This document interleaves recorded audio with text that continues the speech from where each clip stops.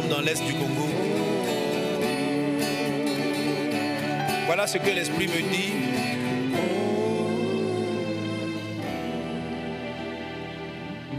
Tous ceux qui tirent avantage du sang versé des troubles dans cette région, un vent violent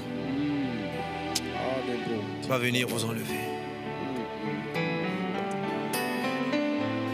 Les commanditaires de ces choses, quel que soit l'endroit où ils sont, car rien n'empêchera Dieu de faire ce qu'il a prévu sur les nations, seront subitement frappés. Et les endroits où il y avait des violences vont subitement arrêter d'avoir des violences, vont se taire, sans qu'on comprenne pourquoi, comment, qu'est-ce qui s'est passé. Car dans le silence, l'Esprit de Dieu agit, jugeant, convaincant de péché, de jugement, ceux qui pouvaient se repentir et changer,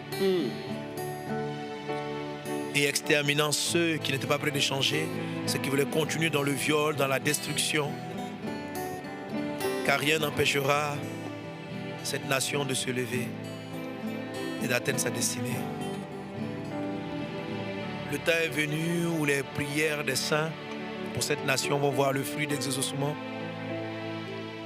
Je pense que le temps est venu où les prières des saints.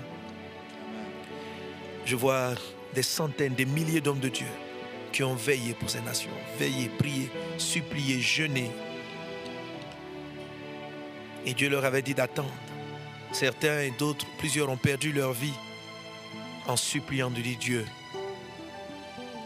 Cette nation transporte une grande prophétie. Le temps est arrivé pour la RDC. Le temps est arrivé d'entrer dans une saison de gloire qui va entraîner un bouleversement. De toutes parts du monde, les fils et les filles de cette nation qui ont été longtemps dispersés reviendront et rebâtiront une des plus belles, une des plus grandes nations